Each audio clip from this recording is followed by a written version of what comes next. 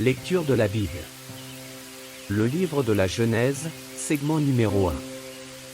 Dans ce segment, nous allons lire du livre de la Genèse, les chapitres 1 à 25, mais avant cela, commençons par la prière du Seigneur. Notre Père qui es aux cieux, que ton nom soit sanctifié. Que ton règne vienne, que ta volonté soit faite sur la terre comme au ciel. Donne-nous aujourd'hui notre pain quotidien. Pardonne-nous nos offenses, comme nous aussi nous pardonnons à ceux qui nous ont offensés.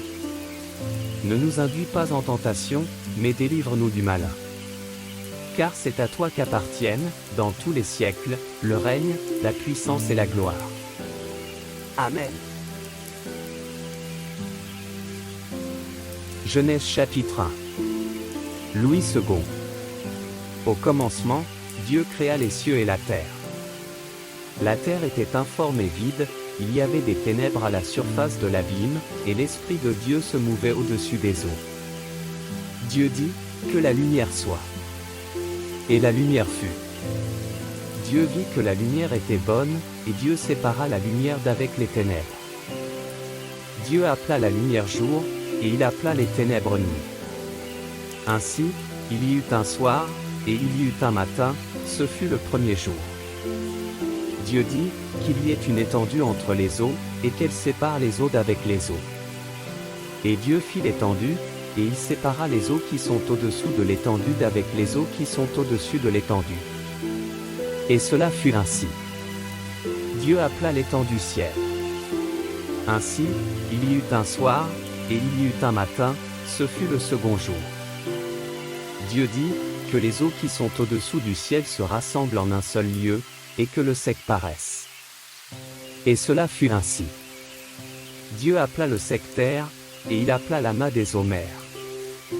Dieu vit que cela était bon. Puis Dieu dit, que la terre produise de la verdure, de l'herbe portant de la semence, des arbres fruitiers donnant du fruit selon leur espèce et ayant en eux leur semence sur la terre. Et cela fut ainsi. La terre produisit de la verdure, de l'herbe portant de la semence selon son espèce, et des arbres donnant du fruit et ayant en eux leur semence selon leur espèce. Dieu vit que cela était bon. Ainsi, il y eut un soir, et il y eut un matin, ce fut le troisième jour. Dieu dit, qu'il y ait des luminaires dans l'étendue du ciel, pour séparer le jour d'avec la nuit, que ce soit des signes pour marquer les époques, les jours et les années. Et qu'ils servent de luminaires dans l'étendue du ciel, pour éclairer la terre. Et cela fut ainsi. Dieu fit les deux grands luminaires, le plus grand luminaire pour présider au jour, et le plus petit luminaire pour présider à la nuit, il fit aussi les étoiles. Dieu les plaça dans l'étendue du ciel, pour éclairer la terre. Pour présider au jour et à la nuit, et pour séparer la lumière d'avec les ténèbres. Dieu vit que cela était bon. Ainsi, il y eut un soir, et il y eut un matin, ce fut le quatrième jour. Dieu dit, que les eaux produisent en abondance des animaux vivants, et que des oiseaux volent sur la terre vers l'étendue du ciel. Dieu créa les grands poissons et tous les animaux vivants qui se meuvent, et que les eaux produisirent en abondance selon leur espèce, il créa aussi tout oiseau ailé selon son espèce. Dieu vit que cela était bon. Dieu les bénit, en disant, soyez féconds, multipliez, et remplissez les eaux des mers, et que les oiseaux multiplient sur la terre. Ainsi, il y eut un soir, et il y eut un matin, ce fut le cinquième jour. Dieu dit, que la terre produise des animaux vivants selon leur espèce, du bétail, des reptiles et des animaux terrestres, selon leur espèce. Et cela fut ainsi. Dieu fit les animaux de la terre selon leur espèce, le bétail selon son espèce, et tous les reptiles de la terre selon leur espèce. Dieu vit que cela était bon. Puis Dieu dit, faisons l'homme à notre image, selon notre ressemblance, et qu'il domine sur les poissons de la mer, sur les oiseaux du ciel, sur le bétail, sur toute la terre, et sur tous les reptiles qui rampent sur la terre. Dieu créa l'homme à son image, il le créa à l'image de Dieu, il créa l'homme et la femme. Dieu les bénit, et Dieu leur dit, soyez féconds, multipliez, remplissez la terre, et l'assujettissez, et dominez sur les poissons de la mer, sur les oiseaux du ciel, et sur tout animal qui se meut sur la terre. Et Dieu dit, voici, je vous donne toute herbe portant de la semence et qui est à la surface de toute la terre, et tout arbre ayant en lui du fruit d'arbre et portant de la semence, ce sera votre nourriture. Et à tout animal de la terre, à tout oiseau du ciel, et à tout ce qui se meut sur la terre, ayant en soi un souffle de vie, je donne toute herbe verte pour nourriture. Et cela fut ainsi. Dieu vit tout ce qu'il avait fait et voici, cela était très bon. Ainsi, il y eut un soir, et il y eut un matin, ce fut le 6e jour. Genèse chapitre 2. Louis II. Ainsi furent achevés les cieux et la terre, et toute leur armée. Dieu acheva au 7e jour son œuvre, qu'il avait faite, et il se reposa au 7e jour de toute son œuvre, qu'il avait faite. Dieu bénit le 7e jour, et il le sanctifia, parce qu'en ce jour il se reposa de toute son œuvre qu'il avait créée en la faisant. Voici les origines des cieux et de la terre, quand ils furent créés. Lorsque l'Éternel Dieu fit une terre et des cieux, aucun arbuste des champs n'était encore sur la terre, et aucune herbe des champs ne germait encore, car l'Éternel Dieu n'avait pas fait pleuvoir sur la terre, et il n'y avait point d'homme pour cultiver le sol. Mais une vapeur s'éleva de la terre, et arrosa toute la surface du sol. L'Éternel Dieu forma l'homme de la poussière de la terre, il souffla dans ses narines un souffle de vie et l'homme devint un être vivant. Puis l'Éternel Dieu planta un jardin en Éden, du côté de l'Orient, et il y mit l'homme qu'il avait formé.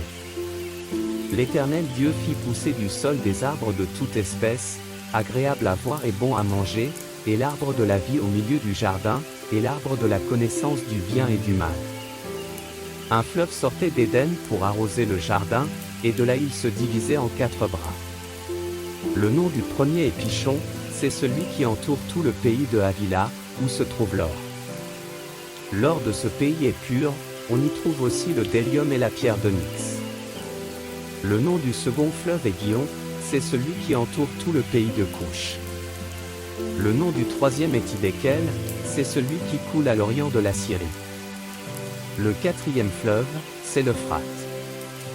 L'Éternel Dieu prit l'homme, et le plaça dans le jardin d'Éden pour le cultiver et pour le garder. L'Éternel Dieu donna cet ordre à l'homme, tu pourras manger de tous les arbres du jardin. Mais tu ne mangeras pas de l'arbre de la connaissance du bien et du mal, car le jour où tu en mangeras, tu mourras. L'Éternel Dieu dit, il n'est pas bon que l'homme soit seul, je lui ferai une aide semblable à lui. L'Éternel Dieu forma de la terre tous les animaux des champs et tous les oiseaux du ciel, et il les fit venir vers l'homme, pour voir comment il les appellerait, et afin que tout être vivant portât le nom que lui donnerait l'homme. Et l'homme donna des noms à tout le bétail, aux oiseaux du ciel et à tous les animaux des champs, mais, pour l'homme, il ne trouva point d'aide semblable à lui. Alors l'Éternel Dieu fit tomber un profond sommeil sur l'homme, qui s'endormit, il prit une de ses côtes, et referma la chair à sa place. L'Éternel Dieu forma une femme de la côte qu'il avait prise de l'homme, et il l'amena vers l'homme. Et l'homme dit, voici cette fois celle qui est os de mes os et chair de ma chair. On l'appellera femme, parce qu'elle a été prise de l'homme. C'est pourquoi l'homme quittera son père et sa mère, et s'attachera à sa femme, et ils deviendront une seule chair. L'homme et sa femme étaient tous deux nus, et ils n'en avaient point honte. Genèse chapitre 3. Louis II. Le serpent était le plus rusé de tous les animaux des champs, que l'Éternel Dieu avait fait. Il dit à la femme, Dieu a-t-il réellement dit, vous ne mangerez pas de tous les arbres du jardin? La femme répondit au serpent, nous mangerons du fruit des arbres du jardin.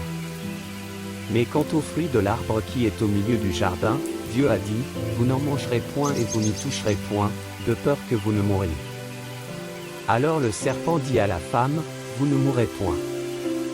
Mais Dieu sait que, le jour où vous en mangerez, vos yeux s'ouvriront, et que vous serez comme des dieux, connaissant le bien et le mal.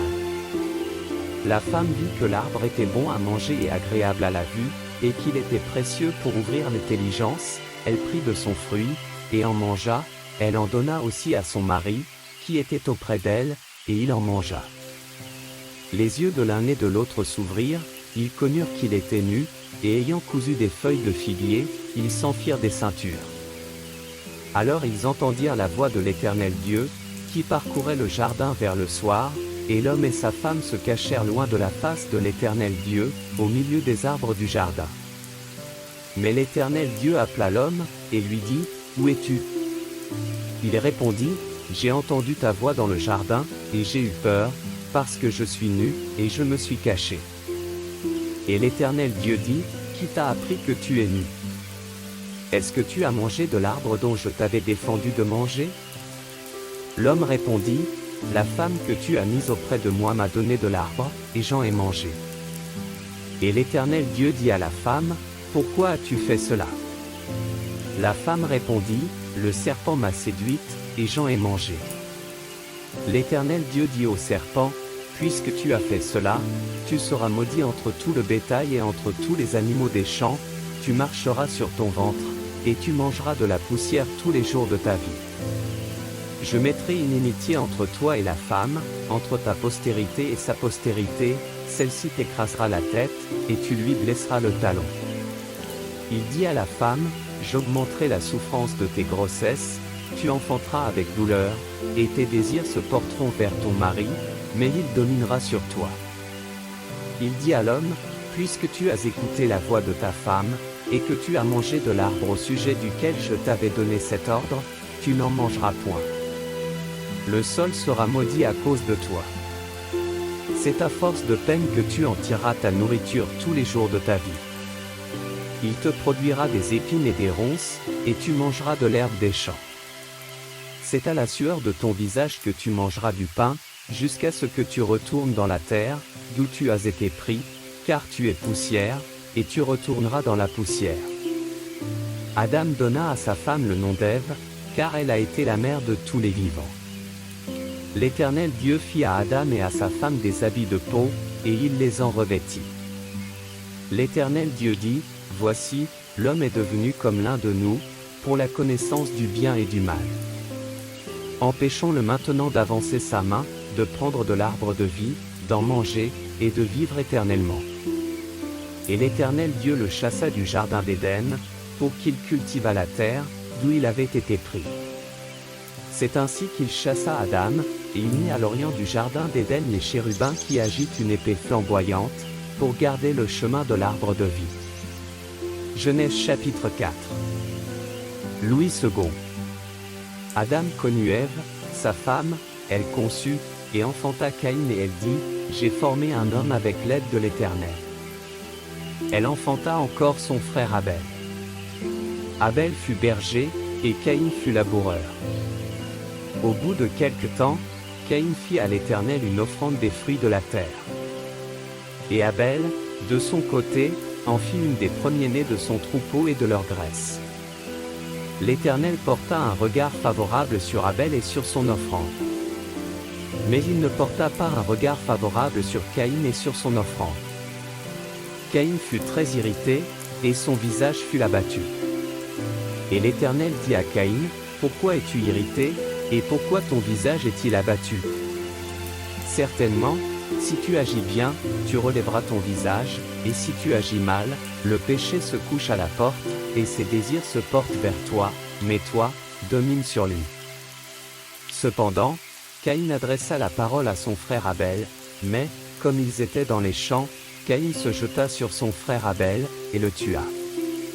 L'Éternel dit à Caïn, « Où est ton frère Abel » Il répondit, « Je ne sais pas, suis-je le gardien de mon frère » Et Dieu dit, « Que as-tu fait » La voix du sang de ton frère crie de la terre jusqu'à moi. Maintenant, tu seras maudit de la terre qui a ouvert sa bouche pour recevoir de ta main le sang de ton frère. Quand tu cultiveras le sol, il ne te donnera plus sa richesse. Tu seras errant et vagabond sur la terre. Caïn dit à l'Éternel, « Mon châtiment est trop grand pour être supporté. Voici, tu me chasses aujourd'hui de cette terre, je serai caché loin de ta face, je serai errant et vagabond sur la terre, et quiconque me trouvera me tuera. » L'Éternel lui dit, « Si quelqu'un tuait Caïn, Caïn serait vengé cette fois. Et l'Éternel mit un signe sur Caïn pour que quiconque le trouverait ne le tuât point. Puis, Caïn s'éloigna de la face de l'Éternel, et habita dans la terre de Nod, à l'orient d'Éden. Caïn connut sa femme, elle conçut, et enfanta Enoch. Il bâtit ensuite une ville, et il donna à cette ville le nom de son fils Enoch. Enoch engendra Irad, Irad engendra Mehujaël, Mehujaël engendra Méthuscaël, et Méthuscaël engendra Lémec. Lémec prit deux femmes, le nom de l'une était Ada, et le nom de l'autre Tsia. Ada enfanta Jabal, il fut le père de ceux qui habitent sous des tentes et près des troupeaux. Le nom de son frère était Jubal, il fut le père de tous ceux qui jouent de la harpe et du chalumeau. Tsia, de son côté, enfanta Tubal-Caïn, qui forgeait tous les instruments d'airain et de fer. La sœur de Tubal-Caïn était Nama. Lémec dit à ses femmes, Ada et Tsia, écoutez ma voix. Femmes de Lémec, écoutez ma parole. J'ai tué un homme pour ma blessure, et un jeune homme pour ma meurtrissure. Caïn sera vengé cette fois, et Lémec 77 fois. Adam connut encore sa femme, elle enfanta un fils, et l'appela du nom de Seth, car, dit-elle, Dieu m'a donné un autre fils à la place d'Abel, que Caïn a tué. Seth eut aussi un fils, et il l'appela du nom d'Énoch. C'est alors que l'on commença à invoquer le nom de l'Éternel. Genèse chapitre 5. Louis II. Voici le livre de la postérité d'Adam. Lorsque Dieu créa l'homme, il le fit à la ressemblance de Dieu. Il créa l'homme et la femme, il les bénit, et il les appela du nom d'homme, lorsqu'ils furent créés. Adam, âgé de 130 ans, engendra un fils à sa ressemblance, selon son image, et il lui donna le nom de Seth. Les jours d'Adam, après la naissance de Seth, furent de 800 ans, et il engendra des fils et des filles. Tous les jours qu'Adam vécut furent de 930 ans, puis il mourut. Seth, âgé de 105 ans, engendra Énoch. Seth vécut, après la naissance d'Énoch, 807 ans, et il engendra des fils et des filles.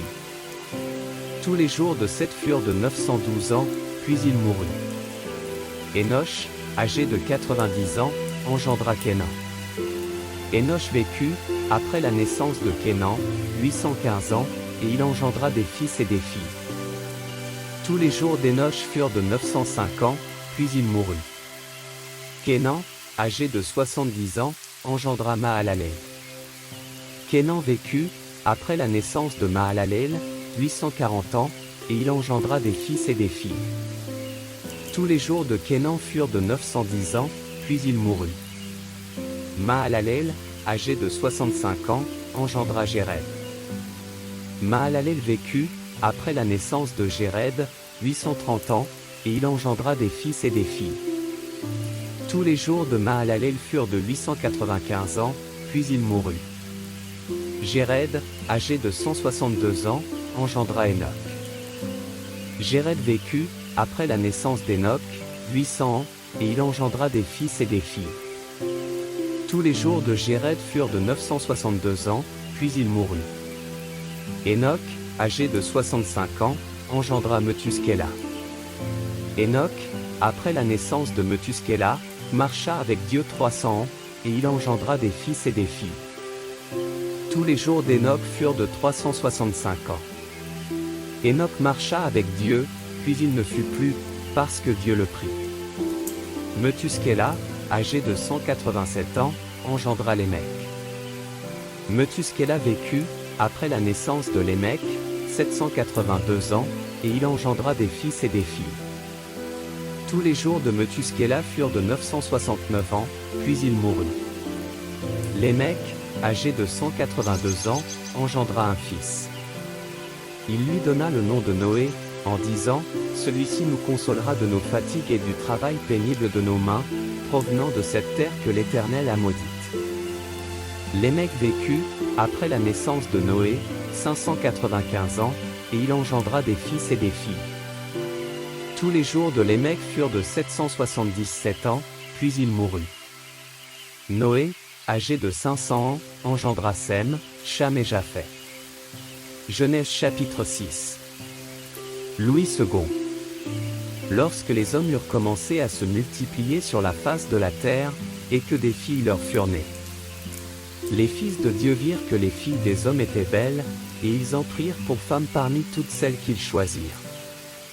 Alors l'Éternel dit, « Mon esprit ne restera pas à toujours dans l'homme, car l'homme n'est que chair, et ses jours seront de 120 ans. » Les géants étaient sur la terre en ces temps-là, après que les fils de Dieu furent venus vers les filles des hommes, et qu'elles leur eurent donné des enfants, ce sont ces héros qui furent fameux dans l'Antiquité.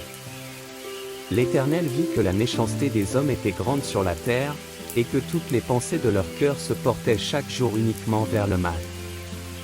L'Éternel se repentit d'avoir fait l'homme sur la terre, et il fut affligé en son cœur. Et l'Éternel dit, « J'exterminerai de la face de la terre l'homme que j'ai créé, depuis l'homme jusqu'au bétail, aux reptiles, et aux oiseaux du ciel, car je me repens de les avoir faits. » Mais Noé trouva grâce aux yeux de l'Éternel. Voici la postérité de Noé. Noé était un homme juste et intègre dans son temps, Noé marchait avec Dieu. Noé engendra 3 fils, Sem, Cham et Japhet. La terre était corrompue devant Dieu, la terre était pleine de violence. Dieu regarda la terre, et voici, elle était corrompue, car toute chair avait corrompu sa voie sur la terre.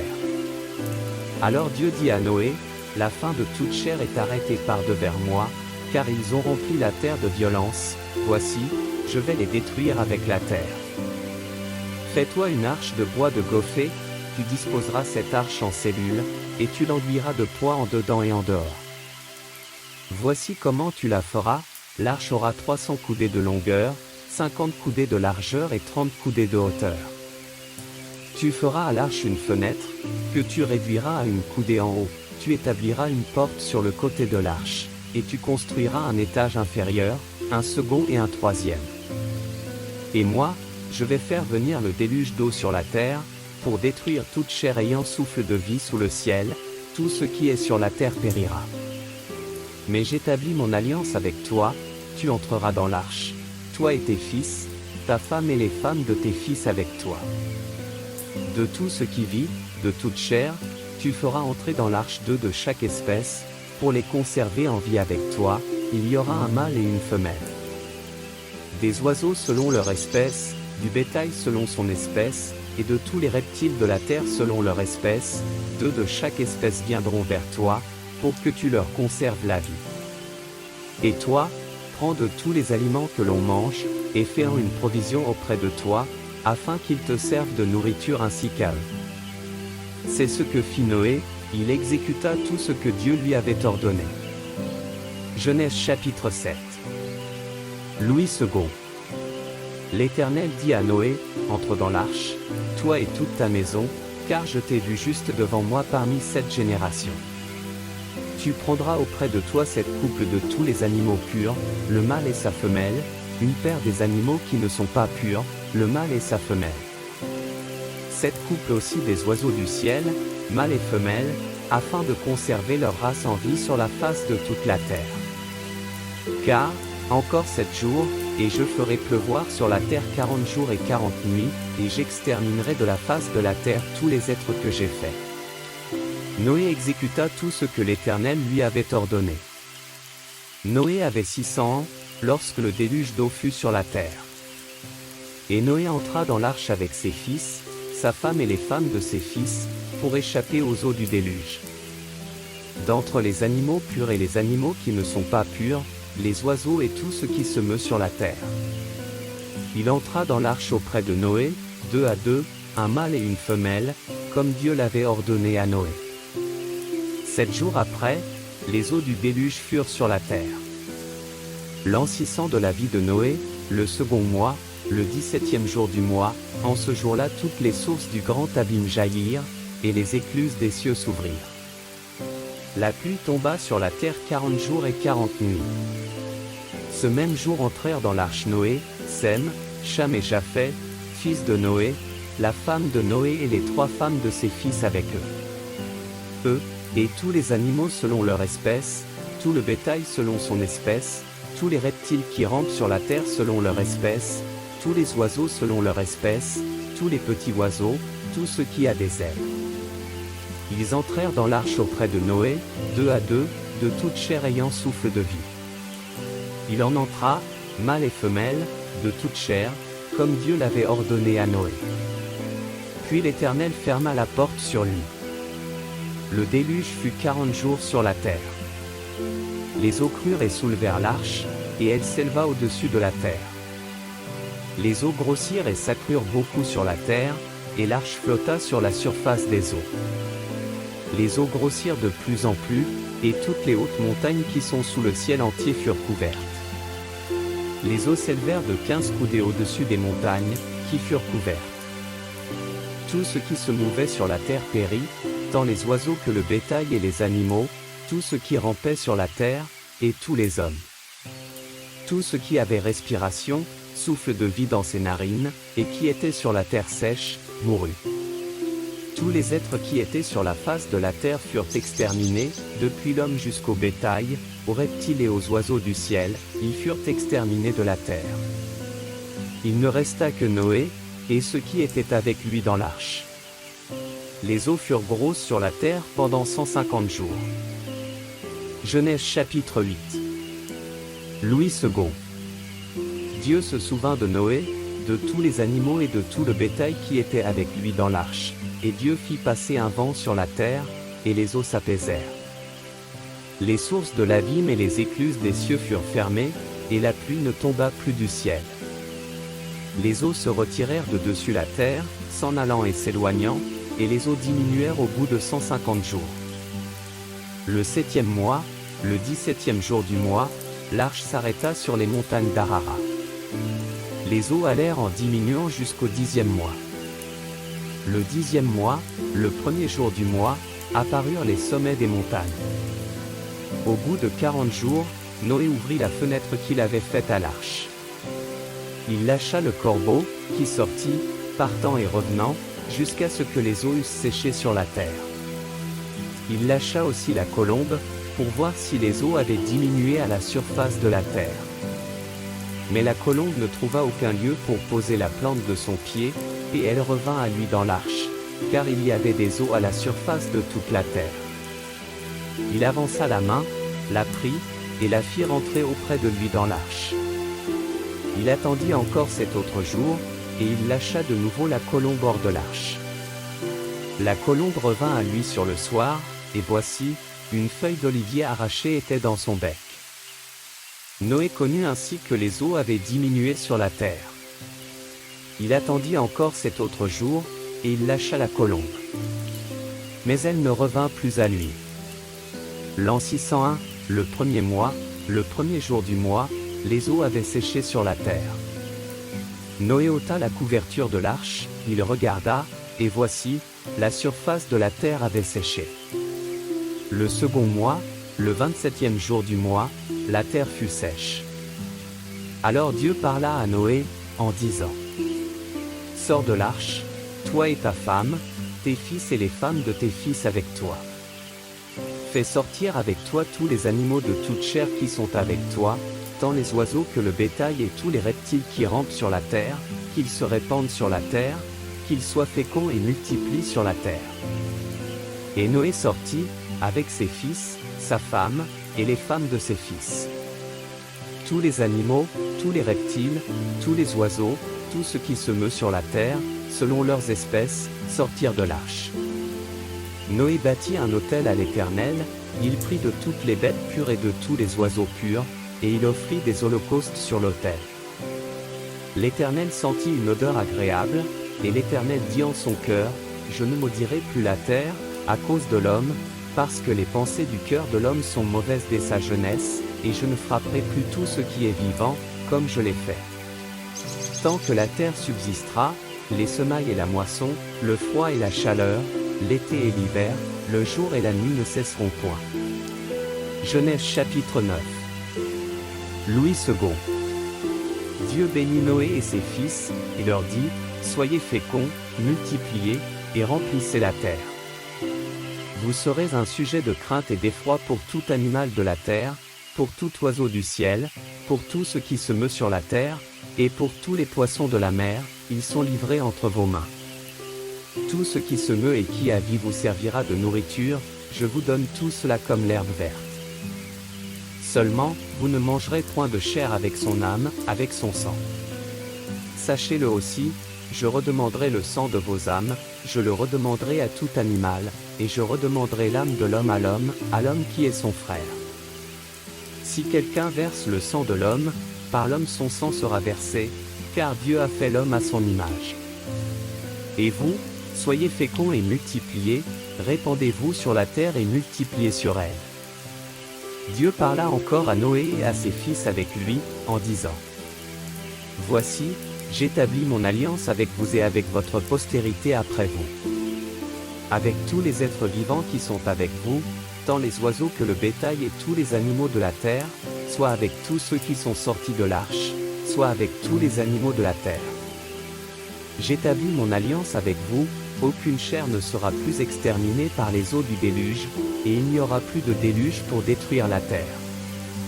Et Dieu dit, c'est ici le signe de l'alliance que j'établis entre moi et vous, et tous les êtres vivants qui sont avec vous, pour les générations à toujours. J'ai placé mon arc dans la nue, et il servira de signe d'alliance entre moi et la terre. Quand j'aurai rassemblé des nuages au-dessus de la terre, l'arc paraîtra dans la nuit. Et je me souviendrai de mon alliance entre moi et vous, et tous les êtres vivants, de toute chair, et les eaux ne deviendront plus un déluge pour détruire toute chair. L'arc sera dans la nuit, et je le regarderai, pour me souvenir de l'alliance perpétuelle entre Dieu et tous les êtres vivants, de toute chair qui est sur la terre. Et Dieu dit à Noé, tel est le signe de l'alliance que j'établis entre moi et toute chair qui est sur la terre. Les fils de Noé, qui sortirent de l'arche, étaient Sem, Cham et Japheth. Cham fut le père de Canaan. Ce sont là les trois fils de Noé, et c'est leur postérité qui peupla toute la terre. Noé commença à cultiver la terre, et planta de la vigne. Il but du vin, s'enivra, et se découvrit au milieu de sa tente. Cham, père de Canaan, vit la nudité de son père, et il le rapporta dehors à ses deux frères. Alors Sem et Japheth prirent le manteau, le mirent sur leurs épaules, marchèrent à reculons, et couvrirent la nudité de leur père. Comme leur visage était détourné, ils ne virent point la nudité de leur père. Lorsque Noé se réveilla de son vin, il apprit ce que lui avait fait son fils cadet. Et il dit, maudit soit Canaan. Qu'il soit l'esclave des esclaves de ses frères. Il dit encore, béni soit l'Éternel, Dieu de Sem, et que Canaan soit leur esclave. Que Dieu étende les possessions de Japheth, qu'il habite dans les tentes de Sem, et que Canaan soit leur esclave. Noé vécut, après le déluge, 350 ans. Tous les jours de Noé furent de 950 ans, puis il mourut.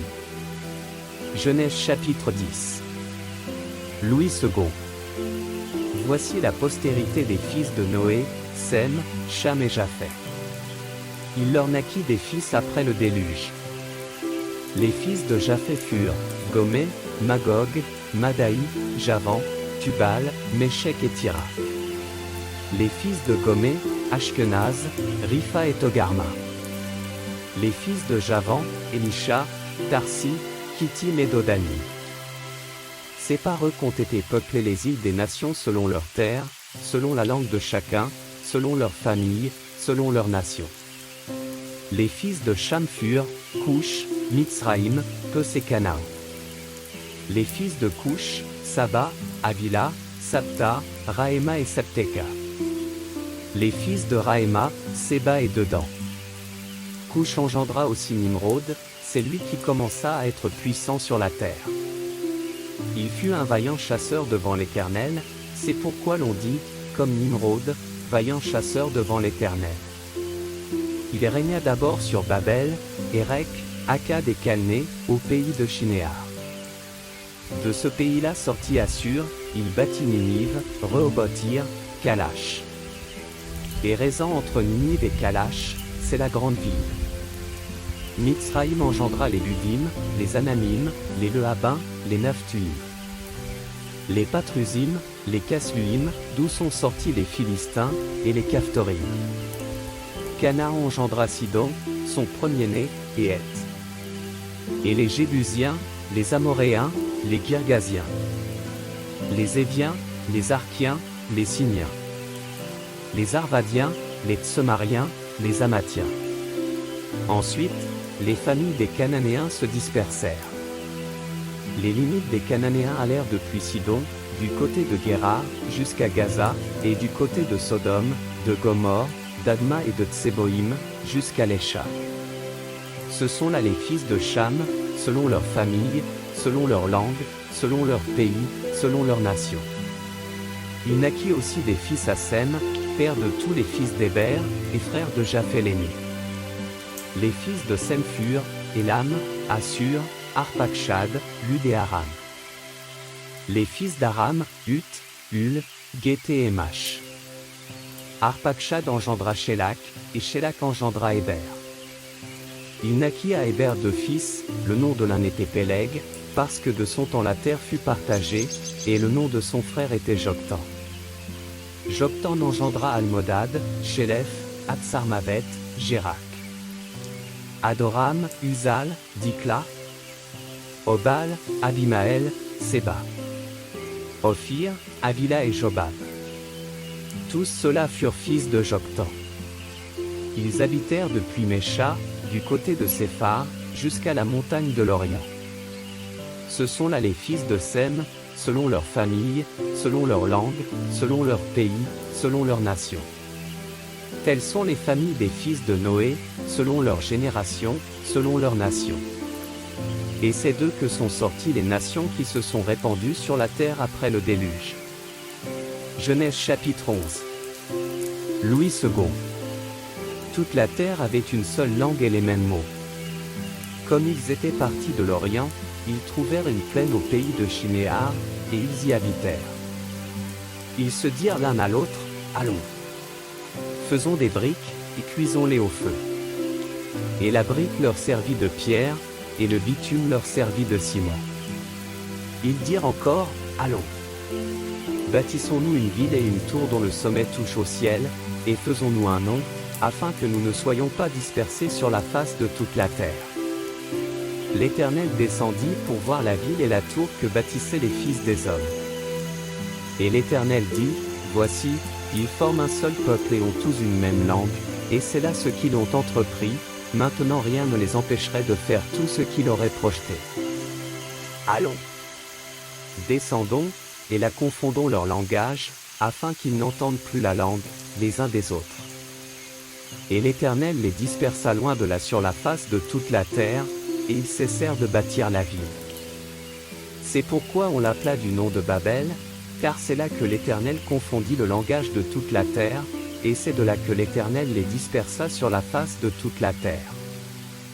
Voici la postérité de Sem. Sem, âgé de 100 ans, engendra Arpachshad, 2 ans après le déluge. Sem vécut, après la naissance d'Arpachshad, 500 ans, et il engendra des fils et des filles. Arpachshad, âgé de 35 ans, engendra Shélak. Arpachshad vécut, après la naissance de Shélak, 403 ans, et il engendra des fils et des filles. Shélak, âgé de 30 ans, engendra Héber. Shélak vécut, après la naissance d'Héber, 403 ans, et il engendra des fils et des filles. Héber, âgé de 34 ans, engendra Péleg. Héber vécut, après la naissance de Péleg, 430 ans, et il engendra des fils et des filles. Péleg, âgé de 30 ans, engendra Reu. Péleg vécut, après la naissance de Reu, 209 ans, et il engendra des fils et des filles. Reu, âgé de 32 ans, engendra Serug. Reu vécut, après la naissance de Serug, 207 ans, et il engendra des fils et des filles. Serug, âgé de 30 ans, engendra Nachor. Serug vécut, après la naissance de Nachor, 200 ans, et il engendra des fils et des filles. Nachor, âgé de 29 ans, engendra Térak. Nachor vécut, après la naissance de Térak, 119 ans, et il engendra des fils et des filles. Térakh, âgé de 70 ans, engendra Abram, Nachor et Haran. Voici la postérité de Térakh. Térakh engendra Abram, Nachor et Haran. Haran engendra Lot. Et Haran mourut en présence de Térakh, son père, au pays de sa naissance, à Ur en Chaldée. Abram et Nachor prirent des femmes, le nom de la femme d'Abram était Saraï, et le nom de la femme de Nachor était Milka, fille d'Haran, père de Milka et père de Jisca. Saraï était stérile, elle n'avait point d'enfant. Térakh prit Abram, son fils, et Lot, fils d'Haran, fils de son fils, et Saraï, sa belle-fille, femme d'Abram, son fils. Ils sortirent ensemble d'Ur en Chaldée, pour aller au pays de Canaan. Ils vinrent jusqu'à Charan, et ils y habitèrent. Les jours de Térakh furent de 205 ans, et Térakh mourut à Charan. Haran. Genèse chapitre 12. Louis II. L'Éternel dit à Abram, va-t'en de ton pays, de ta patrie, et de la maison de ton père, dans le pays que je te montrerai. Je ferai de toi une grande nation, et je te bénirai, je rendrai ton nom grand, et tu seras une source de bénédiction. Je bénirai ceux qui te béniront, et je maudirai ceux qui te maudiront, et toutes les familles de la terre seront bénies en toi. Abram partit, comme l'Éternel le lui avait dit, et Lot partit avec lui. Abram était âgé de 75 ans, lorsqu'il sortit de Charan. Abram prit Saraï, sa femme, et Lot, fils de son frère, avec tous les biens qu'il possédait et les serviteurs qu'il avait acquis à Charan. Ils partirent pour aller dans le pays de Canaan, et ils arrivèrent au pays de Canaan. Abram parcourut le pays jusqu'au lieu nommé Sichem, jusqu'aux chênes de Morée. Les Cananéens étaient alors dans le pays. L'Éternel apparut à Abram, et dit, je donnerai ce pays à ta postérité. Et Abram bâtit là un autel à l'Éternel, qui lui était apparu. Il se transporta de là vers la montagne, à l'orient de Bethel, et il dressa ses tentes, ayant Bethel à l'occident et Haï à l'orient. Il bâtit encore là un autel à l'Éternel, et il invoqua le nom de l'Éternel. Abram continua ses marches, en s'avançant vers le midi. Il y eut une famine dans le pays, et Abram descendit en Égypte pour y séjourner, car la famine était grande dans le pays. Comme il était près d'entrer en Égypte, il dit à Saraï, sa femme, voici, je sais que tu es une femme belle de figure. Quand les Égyptiens te verront, ils diront, c'est sa femme. Et ils me tueront, et te laisseront la vie. Dis, je te prie, que tu es ma sœur, afin que je sois bien traité à cause de toi, et que mon âme vive grâce à toi. Lorsqu'Abram fut arrivé en Égypte, les Égyptiens virent que la femme était fort belle. Les grands de Pharaon la virent aussi et la vantèrent à Pharaon, et la femme fut emmenée dans la maison de Pharaon. Il traita bien Abram à cause d'elle, et Abram reçut des brebis, des bœufs, des ânes, des serviteurs et des servantes, des ânesses, et des chameaux. Mais l'Éternel frappa de grandes plaies Pharaon et sa maison, au sujet de Saraï, femme d'Abram. Alors Pharaon appela Abram, et dit, qu'est-ce que tu m'as fait? Pourquoi ne m'as-tu pas déclaré que c'est ta femme? Pourquoi as-tu dit, c'est ma sœur? Aussi l'ai-je prise pour ma femme. Maintenant, voici ta femme, prends-la, et va-t'en. Et Pharaon donna ordre à ses gens de le renvoyer, lui et sa femme, avec tout ce qui lui appartenait. Genèse chapitre 13. Louis II. Abram remonta d'Égypte vers le midi, lui, sa femme, et tout ce qui lui appartenait, et Lot avec lui. Abram était très riche en troupeaux, en argent et en or. Il dirigea ses marches du midi jusqu'à Bethel, jusqu'au lieu où était sa tente au commencement, entre Bethel et Haï. Au lieu où était l'autel qu'il avait fait précédemment. Et là, Abram invoqua le nom de l'Éternel. Lot, qui voyageait avec Abram, avait aussi des brebis, des bœufs et des tentes. Et la contrée était insuffisante pour qu'ils demeurassent ensemble, car leurs biens étaient si considérables qu'ils ne pouvaient demeurer ensemble. Il y eut querelle entre les bergers des troupeaux d'Abram et les bergers des troupeaux de Lot. Les Cananéens et les Phéréziens habitaient alors dans le pays. Abram dit à Lot, qu'il n'y ait point, je te prie, de dispute entre moi et toi, ni entre mes bergers et tes bergers, car nous sommes frères. Tout le pays n'est-il pas devant toi? Sépare-toi donc de moi, si tu vas à gauche, j'irai à droite, si tu vas à droite, j'irai à gauche. Lot leva les yeux, et vit toute la plaine du Jourdain, qui était entièrement arrosée. Avant que l'Éternel eût détruit Sodome et Gomorrhe, c'était, jusqu'à Tsoar, comme un jardin de l'Éternel, comme le pays d'Égypte. Lot choisit pour lui toute la plaine du Jourdain, et il s'avança vers l'Orient. C'est ainsi qu'ils se séparèrent l'un de l'autre. Abram habita dans le pays de Canaan, et Lot habita dans les villes de la plaine, et dressa ses tentes jusqu'à Sodome. Les gens de Sodome étaient méchants, et de grands pécheurs contre l'Éternel. L'Éternel dit à Abram, après que Lot se fut séparé de lui, lève les yeux, et, du lieu où tu es, regarde vers le nord et le midi, vers l'Orient et l'Occident. Car tout le pays que tu vois, je le donnerai à toi et à ta postérité pour toujours. Je rendrai ta postérité comme la poussière de la terre, en sorte que, si quelqu'un peut compter la poussière de la terre, ta postérité aussi sera comptée. Lève-toi, parcours le pays dans sa longueur et dans sa largeur, car je te le donnerai. Abram leva ses tentes, et vint habiter parmi les chênes de Mamré, qui sont près d'Hébron. Et il bâtit là un autel à l'Éternel.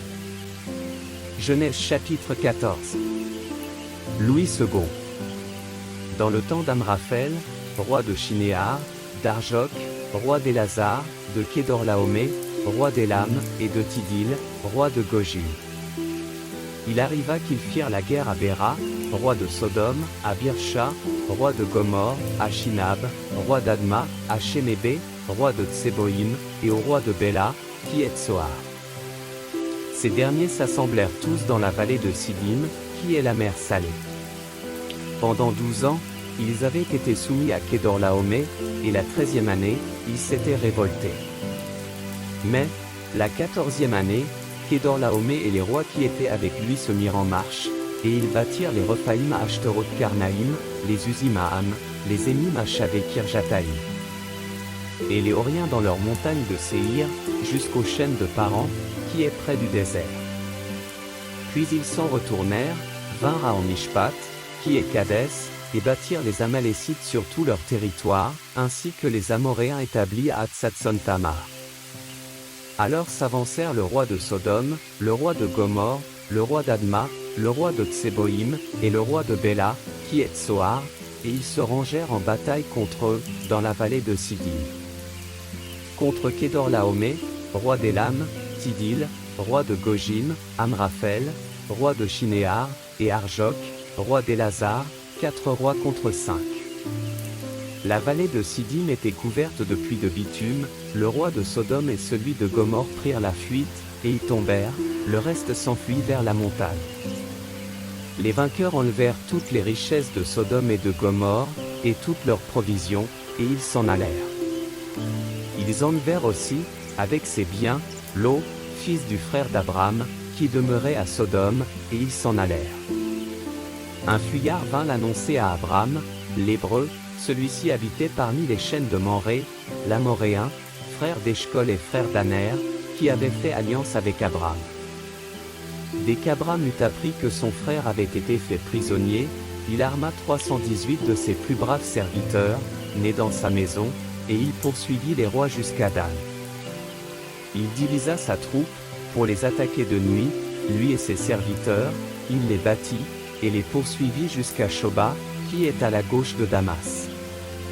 Il ramena toutes les richesses, il ramena aussi Lot, son frère, avec ses biens, ainsi que les femmes et le peuple. Après qu'Abram fut revenu vainqueur de Kédorlaomé et des rois qui étaient avec lui, le roi de Sodome sortit à sa rencontre dans la vallée de Shavé, qui est la vallée du roi. Melchizedek, roi de Salem, fit apporter du pain et du vin, il était sacrificateur du Dieu Très-Haut. Il bénit Abram, et dit, Béni soit Abraham par le Dieu Très-Haut, Maître du ciel et de la terre. Béni soit le Dieu Très-Haut, qui a livré tes ennemis entre tes mains. Et Abraham lui donna la dîme de tout. Le roi de Sodome dit à Abraham, donne-moi les personnes, et prends pour toi les richesses. Abraham répondit au roi de Sodome, je lève la main vers l'Éternel, le Dieu Très-Haut, Maître du ciel et de la terre. Je ne prendrai rien de tout ce qui est à toi, pas même un fil, ni un cordon de soulier, afin que tu ne dises pas, j'ai enrichi Abraham. Rien pour moi. Seulement, ce qu'ont mangé les jeunes gens, et la part des hommes qui ont marché avec moi, Aner, Eshcol et Moré, eux, ils prendront leur part. Genèse chapitre 15. Louis II.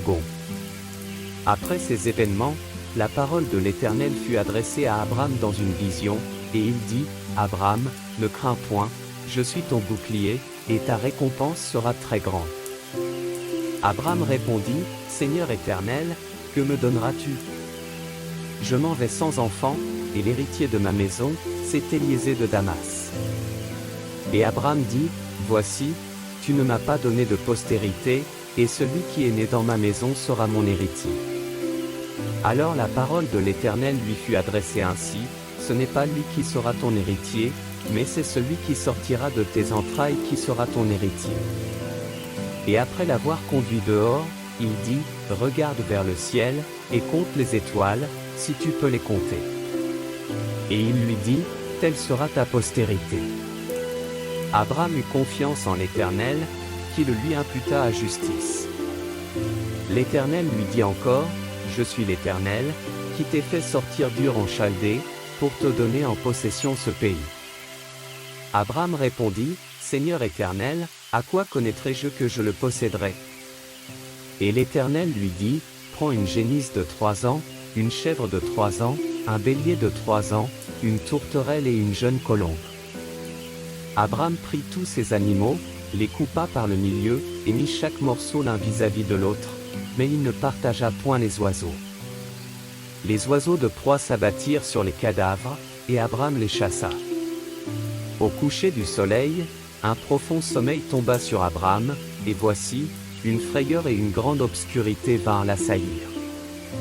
Et l'Éternel dit à Abraham, sache que tes descendants seront étrangers dans un pays qui ne sera point à eux, ils y seront asservis, et on les opprimera pendant 400 ans. Mais je jugerai la nation à laquelle ils seront asservis, et ils sortiront ensuite avec de grandes richesses. Toi, tu iras en paix vers tes pères, tu seras enterré après une heureuse vieillesse. À la 4e génération, ils reviendront ici, car l'iniquité des Amoréens n'est pas encore à son comble. Quand le soleil fut couché, il y eut une obscurité profonde, et voici, ce fut une fournaise fumante, et des flammes passèrent entre les animaux partagés. En ce jour-là, l'Éternel fit alliance avec Abraham, et dit, je donne ce pays à ta postérité, depuis le fleuve d'Égypte jusqu'au grand fleuve, au fleuve d'Euphrate. Le pays des Kéniens, des Kénisiens, des Cadmoniens, des Étiens, des Phéréziens, des Rephaïm, des Amoréens, des Cananéens, des Girgasiens et des Jébusiens. Genèse chapitre 16. Louis II. Saraï, femme d'Abraham, ne lui avait point donné d'enfant. Elle avait une servante égyptienne, nommée Agar. Et Saraï dit à Abraham, voici, l'Éternel m'a rendu stérile, viens, je te prie, vers ma servante, peut-être aurai-je par elle des enfants. Abraham écouta la voix de Saraï. Alors Saraï, femme d'Abraham, prit Agar, l'Égyptienne, sa servante, et la donna pour femme à Abraham, son mari, après qu'Abraham eut habité 10 années dans le pays de Canaan. Il alla vers Agar, et elle devint enceinte. Quand elle se vit enceinte, elle regarda sa maîtresse avec mépris.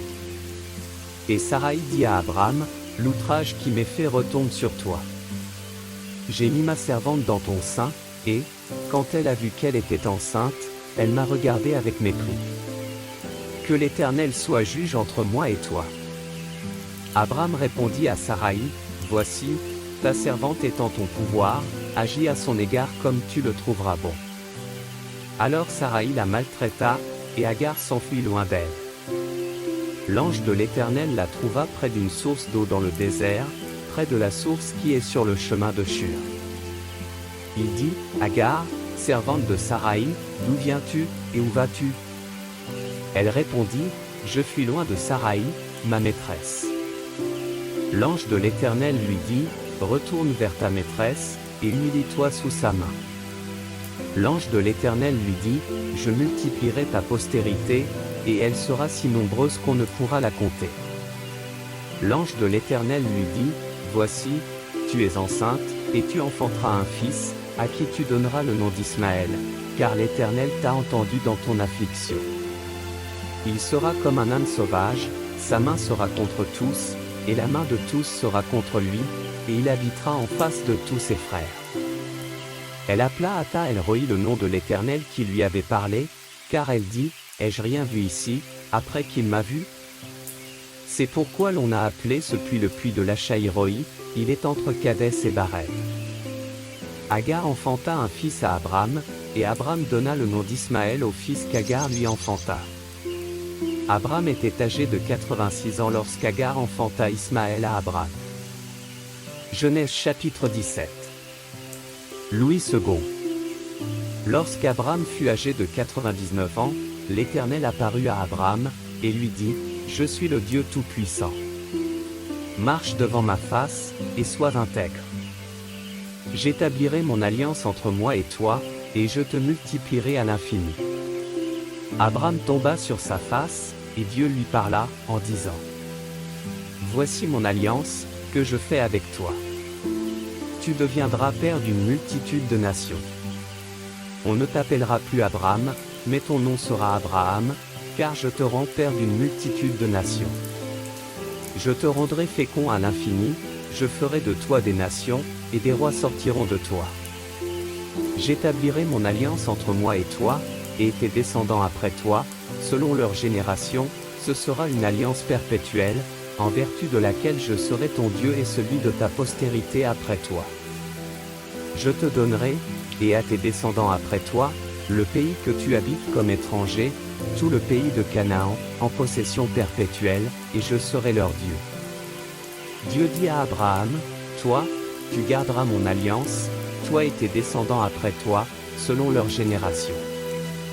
C'est ici mon alliance, que vous garderez entre moi et vous, et ta postérité après toi, tout mâle parmi vous sera circoncis. Vous vous circoncirez, et ce sera un signe d'alliance entre moi et vous. À l'âge de 8 jours, tout mâle parmi vous sera circoncis, selon vos générations, qu'il soit né dans la maison, ou qu'il soit acquis à prix d'argent de tout fils d'étranger, sans appartenir à ta race. On devra circoncire celui qui est né dans la maison et celui qui est acquis à prix d'argent, et mon alliance sera dans votre chair une alliance perpétuelle. Un mâle incirconcis, qui n'aura pas été circoncis dans sa chair, sera exterminé du milieu de son peuple, il aura violé mon alliance. Dieu dit à Abraham, tu ne donneras plus à Saraï, ta femme, le nom de Saraï, mais son nom sera Sarah. Je la bénirai, et je te donnerai d'elle un fils, je la bénirai, et elle deviendra des nations, des rois de peuples sortiront d'elle. Abraham tomba sur sa face, il rit, et dit en son cœur, naîtrait-il un fils à un homme de 100 ans? Et Sarah, âgée de 90 ans, enfanterait-elle? Et Abraham dit à Dieu, oh, qu'Ismaël vive devant ta face. Dieu dit, certainement Sarah, ta femme, t'enfantera un fils, et tu l'appelleras du nom d'Isaac. J'établirai mon alliance avec lui comme une alliance perpétuelle pour sa postérité après lui. À l'égard d'Ismaël, je t'ai exaucé. Voici, je le bénirai, je le rendrai fécond, et je le multiplierai à l'infini, il engendrera 12 princes, et je ferai de lui une grande nation. J'établirai mon alliance avec Isaac, que Sarah t'enfantera à cette époque-ci de l'année prochaine. Lorsqu'il eut achevé de lui parler, Dieu s'éleva au-dessus d'Abraham. Abraham prit Ismaël, son fils, tous ceux qui étaient nés dans sa maison et tous ceux qu'il avait acquis à prix d'argent, tous les mâles parmi les gens de la maison d'Abraham, et il les circoncit ce même jour, selon l'ordre que Dieu lui avait donné. Abraham était âgé de 99 ans, lorsqu'il fut circoncis. Ismaël, son fils, était âgé de 13 ans lorsqu'il fut circoncis.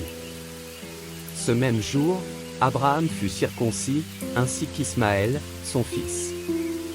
Et tous les gens de sa maison, nés dans sa maison, ou à qui a pris d'argent des étrangers, furent circoncis avec lui. Genèse chapitre 18. Louis II. L'Éternel lui apparut parmi les chênes de Mamré, comme il était assis à l'entrée de sa tente, pendant la chaleur du jour. Il leva les yeux, et regarda, et voici, 3 hommes étaient debout près de lui. Quand il les vit, il courut au-devant d'eux, depuis l'entrée de sa tente, et se prosterna en terre. Et il dit, Seigneur, si j'ai trouvé grâce à tes yeux, ne passe point, je te prie, loin de ton serviteur. Permettez qu'on apporte un peu d'eau, pour vous laver les pieds, et reposez-vous sous cet arbre. J'irai prendre un morceau de pain, pour fortifier votre cœur, après quoi, vous continuerez votre route, car c'est pour cela que vous passez près de votre serviteur. Ils répondirent, fais comme tu l'as dit. Abraham alla promptement dans sa tente vers Sarah, et il dit, vite, 3 mesures de fleurs de farine, pétris, et fais des gâteaux. Et Abraham courut à son troupeau, prit un veau tendre et bon, et le donna à un serviteur, qui se hâta de l'apprêter. Il prit encore de la crème et du lait, avec le veau qu'on avait apprêté, et il les mit devant eux. Il se tint lui-même à leur côté, sous l'arbre. Et ils mangèrent. Alors ils lui dirent, où est Sarah, ta femme? Il répondit, elle est là, dans la tente. L'un d'entre eux dit, je reviendrai vers toi à cette même époque, et voici, Sarah, ta femme, aura un fils. Sarah écoutait à l'entrée de la tente, qui était derrière lui. Abraham et Sarah étaient vieux, avancés en âge, et Sarah ne pouvait plus espérer avoir des enfants. Elle rit en elle-même, en disant, maintenant que je suis vieille, aurai-je encore des désirs? Mon Seigneur aussi est vieux. L'Éternel dit à Abraham, pourquoi donc Sarah a-t-elle ri, en disant, est-ce que vraiment j'aurai un enfant, moi qui suis vieille? Y a-t-il rien qui soit étonnant de la part de l'Éternel? Au temps fixé je reviendrai vers toi, à cette même époque, et Sarah aura un fils. Sarah mentit, en disant, je n'ai pas ri. Car elle eut peur. Mais il dit, au contraire, tu as ri. Ces hommes se levèrent pour partir, et ils regardèrent du côté de Sodome. Abraham alla avec eux, pour les accompagner. Alors l'Éternel dit, cacherai-je à Abraham ce que je vais faire? Abraham deviendra certainement une nation grande et puissante, et en lui seront bénies toutes les nations de la terre. Car je l'ai choisi, afin qu'il ordonne à ses fils et à sa maison après lui de garder la voie de l'Éternel, en pratiquant la droiture et la justice, et qu'ainsi l'Éternel accomplisse en faveur d'Abraham les promesses qu'il lui a faites. Et l'Éternel dit, le cri contre Sodome et Gomorrhe s'est accru, et leur péché est énorme. C'est pourquoi je vais descendre, et je verrai s'ils ont agi entièrement selon le bruit venu jusqu'à moi, et si cela n'est pas, je le saurai. Les hommes s'éloignèrent, et allèrent vers Sodome. Mais Abraham se tint encore en présence de l'Éternel. Abraham s'approcha, et dit, feras-tu aussi périr le juste avec le méchant? Peut-être y a-t-il 50 justes au milieu de la ville, les feras-tu périr aussi, et ne pardonneras-tu pas à la ville à cause des 50 justes qui sont au milieu d'elle? Faire mourir le juste avec le méchant, en sorte qu'il en soit du juste comme du méchant, loin de toi cette manière d'agir. Loin de toi. Celui qui juge toute la terre n'exercera-t-il pas la justice? Et l'Éternel dit, si je trouve dans Sodome 50 justes au milieu de la ville, je pardonnerai à toute la ville, à cause d'eux. Abraham reprit, et dit, voici, j'ai osé parler au Seigneur, moi qui ne suis que poudre et cendre. Peut-être des 50 justes en manquera-t-il 5, pour 5, détruiras-tu toute la ville? Et l'Éternel dit, je ne la détruirai point, si j'y trouve 45 justes. Abraham continua de lui parler, et dit, peut-être s'y trouvera-t-il 40 justes.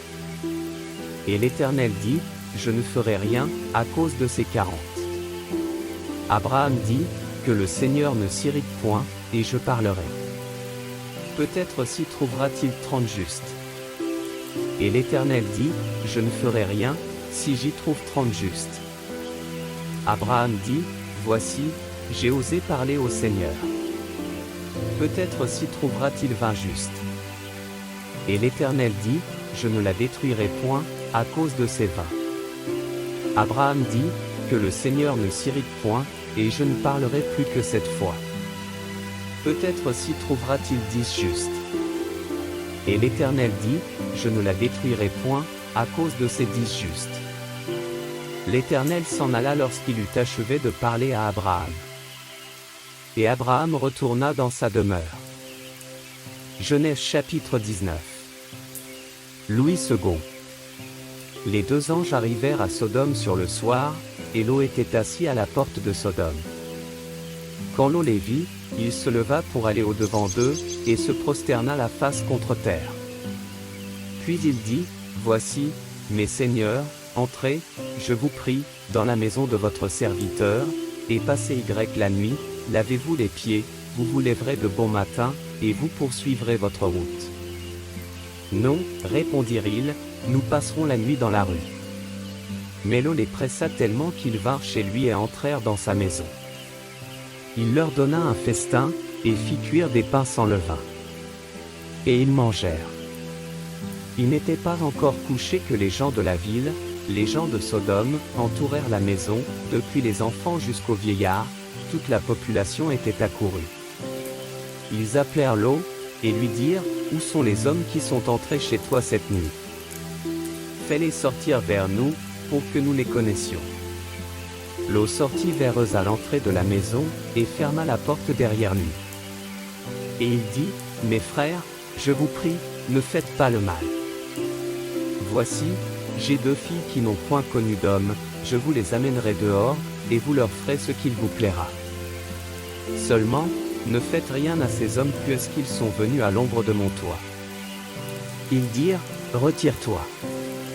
Ils dirent encore, celui-ci est venu comme étranger, et il veut faire le juge. Eh bien, nous te ferons pique à eux. Et, pressant Lot avec violence, ils s'avancèrent pour briser la porte. Les hommes étendirent la main, firent rentrer Lot vers eux dans la maison, et fermèrent la porte. Et ils frappèrent d'aveuglement les gens qui étaient à l'entrée de la maison, depuis le plus petit jusqu'au plus grand, de sorte qu'ils se donnèrent une peine inutile pour trouver la porte. Les hommes dirent à Lot, qui as-tu encore ici? Gendre, fils et filles, et tout ce qui t'appartient dans la ville, fais-les sortir de ce lieu. Car nous allons détruire ce lieu, parce que le cri contre ses habitants est grand devant l'Éternel. L'Éternel nous a envoyés pour le détruire. Lot sortit, et parla à ses gendres qui avaient pris ses filles, levez-vous, dit-il, sortez de ce lieu, car l'Éternel va détruire la ville. Mais, aux yeux de ses gendres, il parut plaisanter. Dès l'aube du jour, les anges insistèrent auprès de Lot, en disant, lève-toi, prends ta femme et tes 2 filles qui se trouvent ici, de peur que tu ne périsses dans la ruine de la ville. Et comme il tardait, les hommes le saisirent par la main, lui, sa femme et ses 2 filles, car l'Éternel voulait l'épargner, ils l'emmenèrent, et le laissèrent hors de la ville. Après les avoir fait sortir, l'un d'eux dit, sauve-toi, pour ta vie, ne regarde pas derrière toi, et ne t'arrête pas dans toute la plaine, sauve-toi vers la montagne, de peur que tu ne périsses. Lot leur dit, oh, non, Seigneur.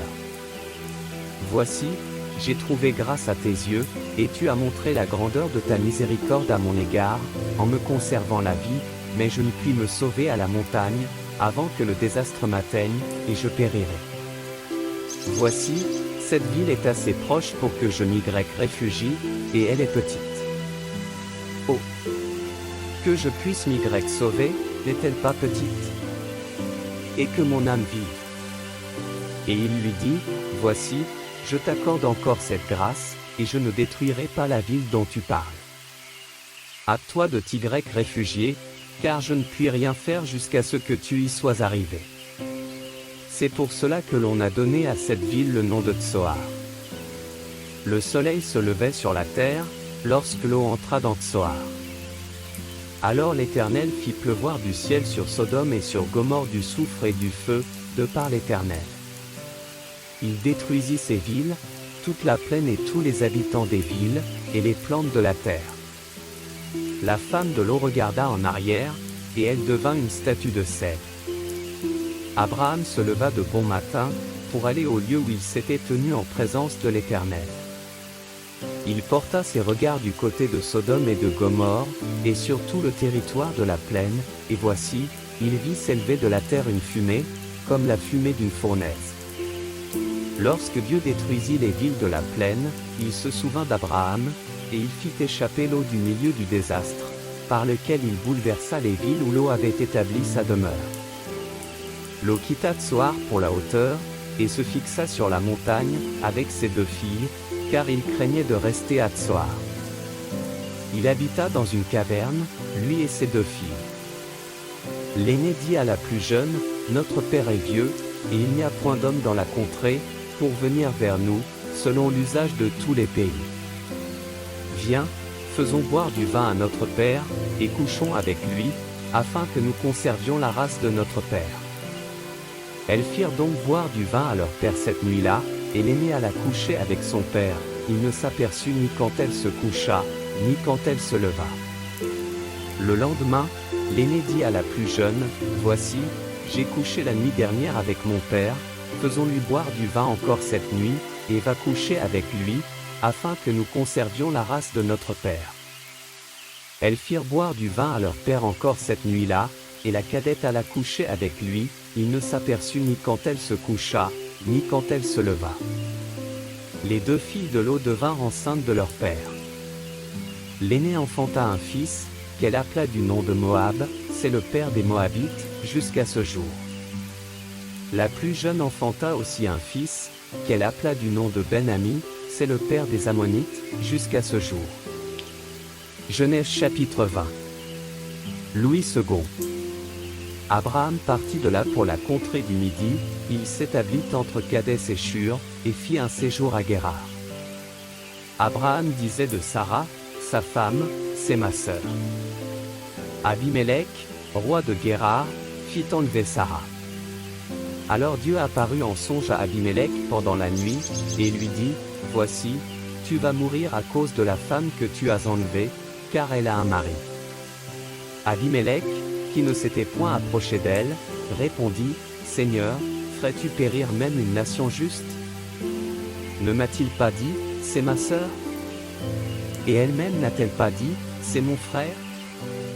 J'ai agi avec un cœur pur et avec des mains innocentes. » Dieu lui dit en songe, « Je sais que tu as agi avec un cœur pur, aussi t'ai-je empêché de pécher contre moi. C'est pourquoi je n'ai pas permis que tu la touchasses. Maintenant, rends la femme de cet homme, car il est prophète, il priera pour toi, et tu vivras. Mais, si tu ne la rends pas, sache que tu mourras, toi et tout ce qui t'appartient. » Abimélec se leva de bon matin, il appela tous ses serviteurs, et leur rapporta toutes ces choses, et ces gens furent saisis d'une grande frayeur. Abimélec appela aussi Abraham, et lui dit, « Qu'est-ce que tu nous as fait? Et en quoi t'ai-je offensé, que tu aies fait venir sur moi et sur mon royaume un si grand péché? Tu as commis à mon égard des actes qui ne doivent pas se commettre. » Et Abimélec dit à Abraham, « Quelle intention avais-tu pour agir de la sorte? » Abraham répondit, « Je me disais qu'il n'y avait sans doute aucune crainte de Dieu dans ce pays, et que l'on me tuerait à cause de ma femme. De plus, il est vrai qu'elle est ma sœur, fille de mon père, seulement, elle n'est pas fille de ma mère, et elle est devenue ma femme. Lorsque Dieu me fit errer loin de la maison de mon père, je dis à Sarah, voici la grâce que tu me feras, dans tous les lieux où nous irons, dis de moi, c'est mon frère. Abimélec prit des brebis et des bœufs, des serviteurs et des servantes, et les donna à Abraham, et il lui rendit Sarah, sa femme. Abimelech dit, voici, mon pays est devant toi, demeure où il te plaira. Et il dit à Sarah, voici, je donne à ton frère 1000 pièces d'argent, cela te sera un voile sur les yeux pour tous ceux qui sont avec toi, et auprès de tous tu seras justifié. Abraham pria Dieu, et Dieu guérit Abimelech, sa femme et ses servantes, et elles purent enfanter. Car l'Éternel avait frappé de stérilité toute la maison d'Abimelech, à cause de Sarah, femme d'Abraham. Genèse chapitre 21. Louis II. L'Éternel se souvint de ce qu'il avait dit à Sarah, et l'Éternel accomplit pour Sarah ce qu'il avait promis. Sarah devint enceinte, et elle enfanta un fils à Abraham dans sa vieillesse, au temps fixé dont Dieu lui avait parlé. Abraham donna le nom d'Isaac au fils qui lui était né, que Sarah lui avait enfanté. Abraham circoncit son fils Isaac, âgé de 8 jours, comme Dieu le lui avait ordonné. Abraham était âgé de 100 ans, à la naissance d'Isaac, son fils. Et Sarah dit, Dieu m'a fait un sujet de rire, quiconque l'apprendra rira de moi. Elle ajouta, qui aurait dit à Abraham, Sarah allaitera des enfants? Cependant je lui ai enfanté un fils dans sa vieillesse. L'enfant grandit, et fut sevré, et Abraham fit un grand festin le jour où Isaac fut sevré. Sarah vit rire le fils qu'Agar, l'Égyptienne, avait enfanté à Abraham. Et elle dit à Abraham, chasse cette servante et son fils, car le fils de cette servante n'héritera pas avec mon fils, avec Isaac. Cette parole déplut fort aux yeux d'Abraham, à cause de son fils. Mais Dieu dit à Abraham, que cela ne déplaise pas à tes yeux, à cause de l'enfant et de ta servante. Accorde à Sarah tout ce qu'elle te demandera, car c'est d'Isaac que sortira une postérité qui te sera propre. Je ferai aussi une nation du fils de ta servante, car il est ta postérité. Abraham se leva de bon matin, il prit du pain et une outre d'eau, qu'il donna à Agar et plaça sur son épaule, il lui remit aussi l'enfant, et la renvoya. Elle s'en alla, et s'égara dans le désert de Beer-Shéba. Quand l'eau de l'outre fut épuisée, elle laissa l'enfant sous un des arbrisseaux. Et alla s'asseoir vis-à-vis, à une portée d'arc, car elle disait, que je ne vois pas mourir mon enfant. Elle s'assit donc vis-à-vis de lui, éleva la voix et pleura. Dieu entendit la voix de l'enfant, et l'ange de Dieu appela du ciel Agar, et lui dit, que as-tu, Agar? Ne crains point, car Dieu a entendu la voix de l'enfant dans le lieu où il est. Lève-toi, prends l'enfant, saisis-le de ta main, car je ferai de lui une grande nation. Et Dieu lui ouvrit les yeux, et elle vit un puits d'eau, elle alla remplir d'eau l'outre, et donna à boire à l'enfant. Dieu fut avec l'enfant, qui grandit, habita dans le désert, et devint tireur d'arc. Il habita dans le désert de Paran, et sa mère lui prit une femme du pays d'Égypte. En ce temps-là, Abimelech, accompagné de Picol, chef de son armée, parla ainsi à Abraham, Dieu est avec toi dans tout ce que tu fais. Jure-moi maintenant ici, par le nom de Dieu, que tu ne tromperas ni moi, ni mes enfants, ni mes petits-enfants, et que tu auras pour moi et le pays où tu séjournes la même bienveillance que j'ai eue pour toi. Abraham dit, je le jurerai. Mais Abraham fit des reproches à Abimelech, au sujet d'un puits d'eau, dont s'étaient emparés de force les serviteurs d'Abimelech. Abimelech répondit, j'ignore qui a fait cette chose-là, tu ne m'en as point informé, et moi, je ne l'apprends qu'aujourd'hui. Et Abraham prit des brebis et des bœufs, qu'il donna à Abimelech, et ils firent tous deux alliance. Abraham mit à part 7 jeunes brebis. Et Abimelech dit à Abraham, qu'est-ce que c'est 7 jeunes brebis, que tu as mis à part? Il répondit, tu accepteras de ma main ces 7 brebis, afin que cela me serve de témoignage que j'ai creusé ce puits. C'est pourquoi on appelle ce lieu Beer-Shéba, car c'est là qu'ils jurèrent l'un et l'autre. Ils firent donc alliance à Beer-Shéba. Après quoi, Abimelech se leva, avec Picol, chef de son armée, et ils retournèrent au pays des Philistins. Abraham planta des tamarisques à Beer-Shéba, et là il invoqua le nom de l'Éternel, Dieu de l'éternité. Abraham séjourna longtemps dans le pays des Philistins. Genèse chapitre 22. Louis II. Après ces choses, Dieu mit Abraham à l'épreuve, et lui dit, « Abraham. » Et il répondit, « Me voici. » Dieu dit, « Prends ton fils, ton unique, celui que tu aimes, Isaac, va-t'en au pays de Morija, et là offre-le en holocauste sur l'une des montagnes que je te dirai. » Abraham se leva de bon matin, sella son âne, et prit avec lui 2 serviteurs et son fils Isaac. Il fendit du bois pour l'holocauste, et partit pour aller au lieu que Dieu lui avait dit. Le 3e jour, Abraham, levant les yeux, vit le lieu de loin. Et Abraham dit à ses serviteurs, « Restez ici avec l'âne, moi et le jeune homme, nous irons jusque-là pour adorer, et nous reviendrons auprès de vous. » Abraham prit le bois pour l'holocauste, le chargea sur son fils Isaac, et porta dans sa main le feu et le couteau. Et ils marchèrent tous 2 ensemble. Alors Isaac, parlant à Abraham, son père, dit, « Mon père. » Et il répondit, « Me voici, mon fils. » Isaac reprit, « Voici le feu et le bois, mais où est l'agneau pour l'holocauste? » Abraham répondit, « Mon fils, Dieu se pourvoira lui-même de l'agneau pour l'holocauste. » Et ils marchèrent tous 2 ensemble. Lorsqu'ils furent arrivés au lieu que Dieu lui avait dit, Abraham y éleva un autel, et rangea le bois.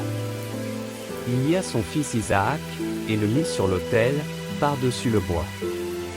Puis Abraham étendit la main, et prit le couteau, pour égorger son fils. Alors l'ange de l'Éternel l'appela des cieux, et dit, « Abraham.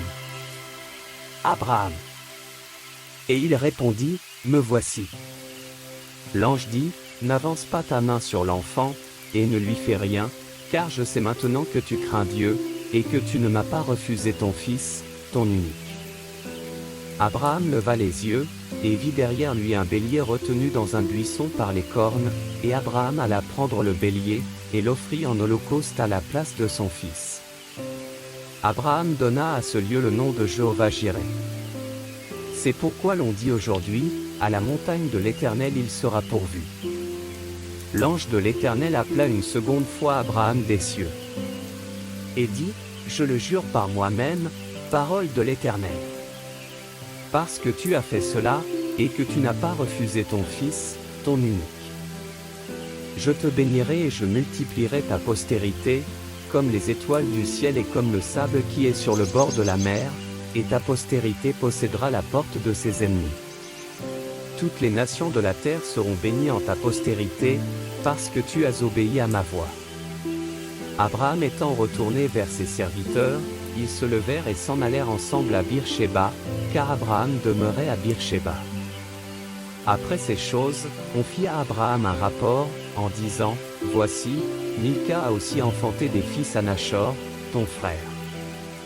Huth, son premier-né, Buz, son frère, Kemuel, père d'Aram. Kézed, Azo, Pildash, Jidlaph et Bethuel. Bethuel a engendré Rebecca. Ce sont là les 8 fils que Milca a enfantés à Nachor, frère d'Abraham. Sa concubine, nommée Reuma, a aussi enfanté Tébak, Gaham, Taash et Maca. Genèse chapitre 23. Louis II. La vie de Sarah fut de 127 ans, telles sont les années de la vie de Sarah. Sarah mourut à Kirjat Arba, qui est Hébron, dans le pays de Canaan, et Abraham vint pour mener deuil sur Sarah et pour la pleurer. Abraham se leva de devant son mort, et parla ainsi au fils de Heth. Je suis étranger et habitant parmi vous, donnez-moi la possession d'un sépulcre chez vous, pour enterrer mon mort et l'ôter de devant moi. Les fils de Heth répondirent à Abraham, en lui disant, écoute-nous, mon Seigneur. Tu es un prince de Dieu au milieu de nous, enterre ton mort dans celui de nos sépulcres que tu choisiras, aucun de nous ne te refusera son sépulcre pour enterrer ton mort. Abraham se leva, et se prosterna devant le peuple du pays, devant les fils de Heth. Et il leur parla ainsi, si vous permettez que j'enterre mon mort et que je l'ôte de devant mes yeux, écoutez-moi, et priez pour moi Éphron, fils de Tsochar, de me céder la caverne de Macpéla, qui lui appartient, à l'extrémité de son champ, de me la céder contre sa valeur en argent, afin qu'elle me serve de possession sépulcrale au milieu de vous. Éphron était assis parmi les fils de Heth. Et Éphron, le Héthien, répondit à Abraham, en présence des fils de Heth et de tous ceux qui entraient par la porte de sa ville. Non, mon Seigneur, écoute-moi. Je te donne le champ, et je te donne la caverne qui y est. Je te les donne, aux yeux des fils de mon peuple, enterre ton mort. Abraham se prosterna devant le peuple du pays. Et il parla ainsi à Éphron, en présence du peuple du pays, écoute-moi, je te prie. Je donne le prix du champ, accepte-le de moi, et j'y enterrerai mon mort. Et Éphron répondit à Abraham, en lui disant, mon Seigneur, écoute-moi. Une terre de 400 cycles d'argent, qu'est-ce que cela entre moi et toi? Enterre ton mort. Abraham comprit Éphron, et Abraham pesa à Éphron l'argent qu'il avait dit, en présence des fils de Heth, 400 cycles d'argent ayant cours chez le marchand. Le champ d'Éphron à Macpéla, vis-à-vis de Mamré, le champ et la caverne qui y est, et tous les arbres qui sont dans le champ et dans toutes ses limites alentour, devinrent ainsi la propriété d'Abraham, aux yeux des fils de Heth et de tous ceux qui entraient par la porte de sa ville. Après cela, Abraham enterra Sarah, sa femme, dans la caverne du champ de Macpéla, vis-à-vis de Mamré, qui est Hébron, dans le pays de Canaan. Le champ et la caverne qui y est demeurèrent à Abraham comme possession sépulcrale, acquise des fils de Heth. Genèse chapitre 24. Louis II. Abraham était vieux, avancé en âge, et l'Éternel avait béni Abraham en toutes choses.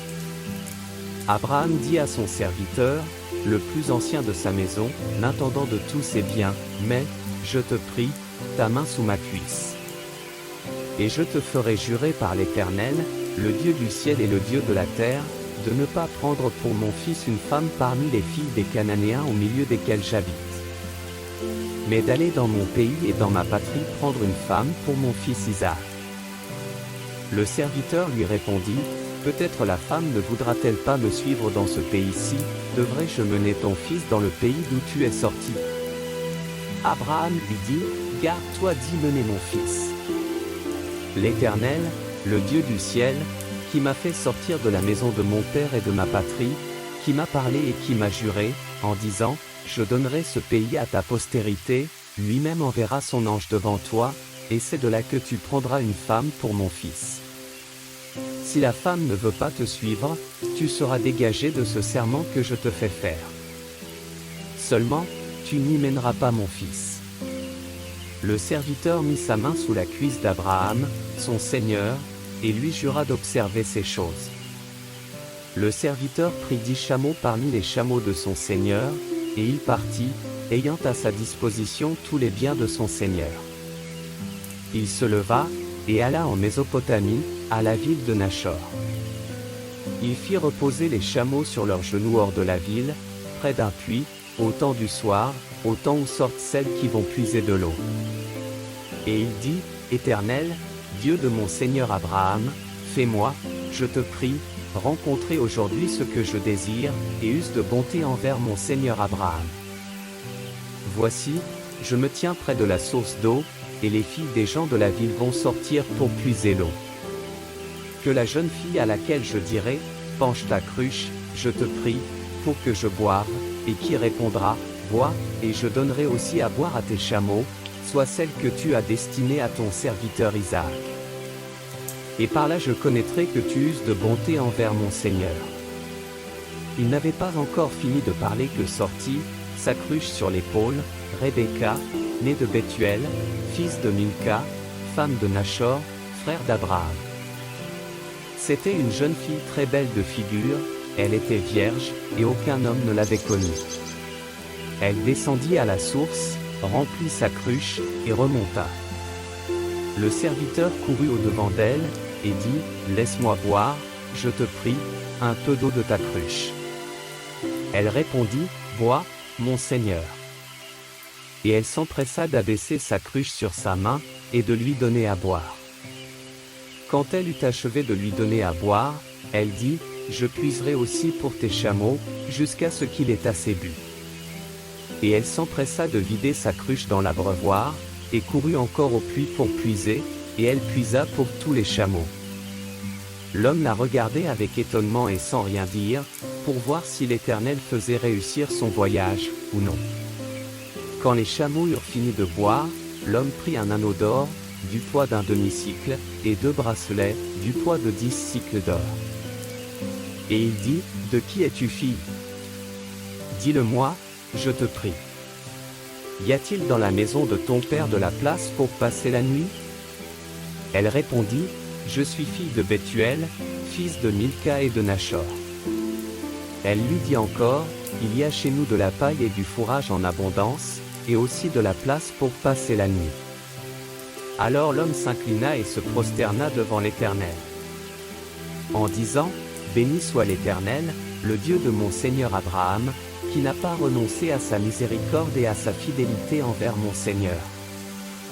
Moi-même, l'Éternel m'a conduit à la maison des frères de mon Seigneur. » La jeune fille courut raconter ces choses à la maison de sa mère.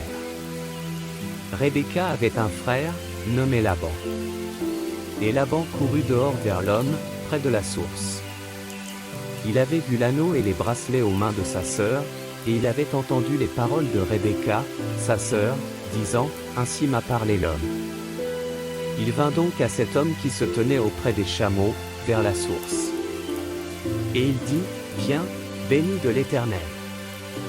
Pourquoi resterais-tu dehors? J'ai préparé la maison, et une place pour les chameaux. » L'homme arriva à la maison. Laban fit décharger les chameaux, et il donna de la paille et du fourrage aux chameaux, et de l'eau pour laver les pieds de l'homme et les pieds des gens qui étaient avec lui. Puis, il lui servit à manger. Mais il dit, « Je ne mangerai point, avant d'avoir dit ce que j'ai à dire. » « Parle, dit Laban. Alors il dit, « Je suis serviteur d'Abraham. L'Éternel a comblé de bénédictions mon Seigneur, qui est devenu puissant. Il lui a donné des brebis et des bœufs, de l'argent et de l'or, des serviteurs et des servantes, des chameaux et des ânes. Sarah, la femme de mon Seigneur, a enfanté dans sa vieillesse un fils à mon Seigneur, et il lui a donné tout ce qu'il possède. Mon Seigneur m'a fait jurer, en disant, « Tu ne prendras pas pour mon fils une femme parmi les filles des Cananéens, dans le pays desquels j'habite. Mais tu iras dans la maison de mon père et de ma famille prendre une femme pour mon fils. » J'ai dit à mon Seigneur, « Peut-être la femme ne voudra-t-elle pas me suivre. » Et il m'a répondu, « L'Éternel, devant qui j'ai marché, enverra son ange avec toi, et fera réussir ton voyage, et tu prendras pour mon fils une femme de la famille et de la maison de mon père. Tu seras dégagé du serment que tu me fais, quand tu auras été vers ma famille, si on ne te l'accorde pas, tu seras dégagé du serment que tu me fais. Je suis arrivé aujourd'hui à la source, et j'ai dit, Éternel, Dieu de mon Seigneur Abraham, si tu daignes faire réussir le voyage que j'accomplis.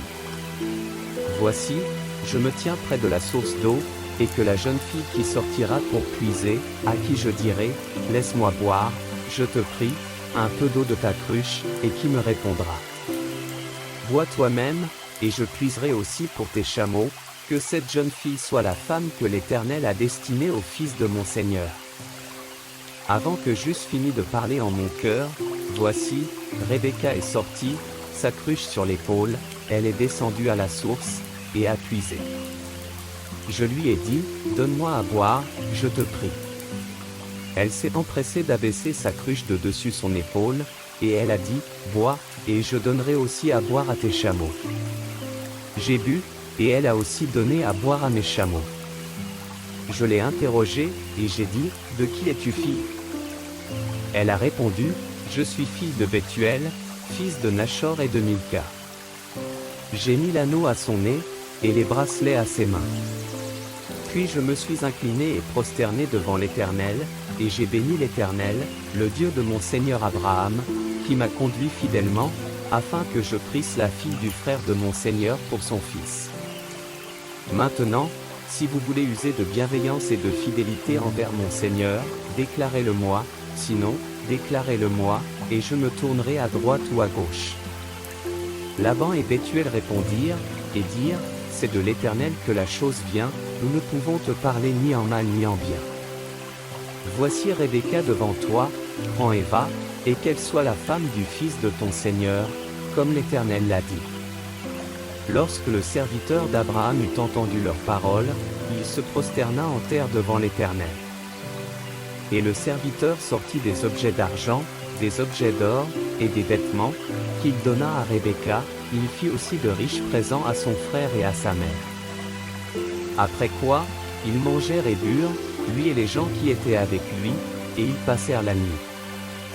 Le matin, quand ils furent levés, le serviteur dit, « Laissez-moi retourner vers mon Seigneur. » Le frère et la mère dirent, « Que la jeune fille reste avec nous quelque temps encore, une dizaine de jours, ensuite, tu partiras. » Il leur répondit, « Ne me retardez pas, puisque l'Éternel a fait réussir mon voyage, laissez-moi partir, et que j'aille vers mon Seigneur. » Alors ils répondirent, « Appelons la jeune fille et consultons-la. » Ils appelèrent donc Rebecca, et lui dirent, « Veux-tu aller avec cet homme ?»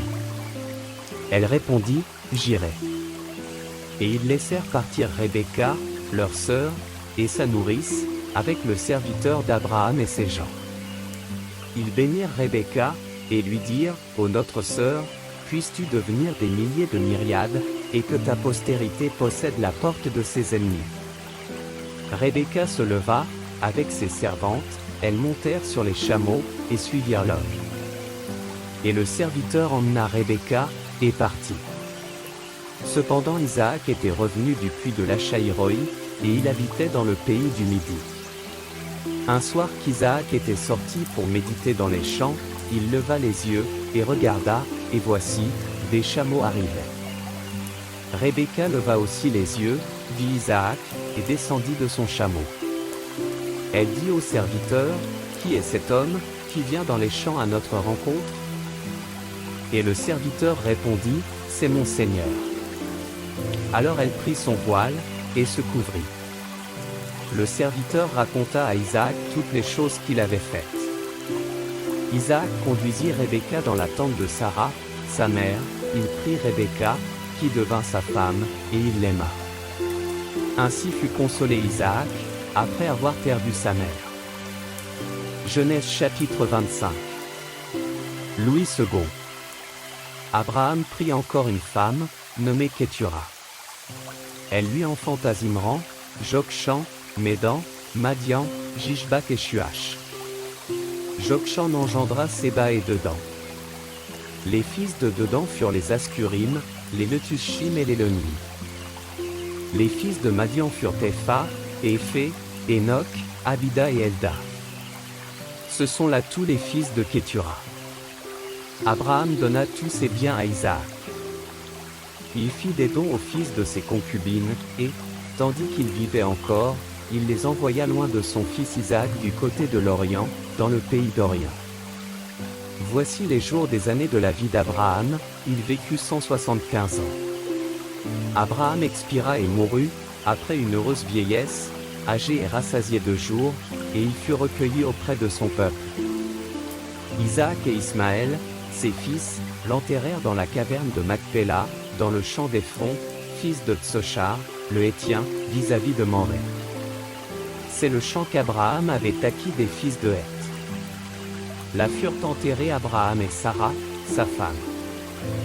Après la mort d'Abraham, Dieu bénit Isaac, son fils. Il habitait près du puits de Lachaïroi.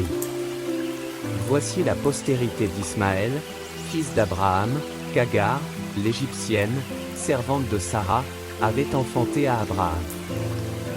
Voici les noms des fils d'Ismaël, par leur nom, selon leur génération, Nebajot, premier-né d'Ismaël, Kédar, Adbil, Mibsam. Mishma, Duma, Massa, Hadad, Théma, Jetur, Naphish et Kedma.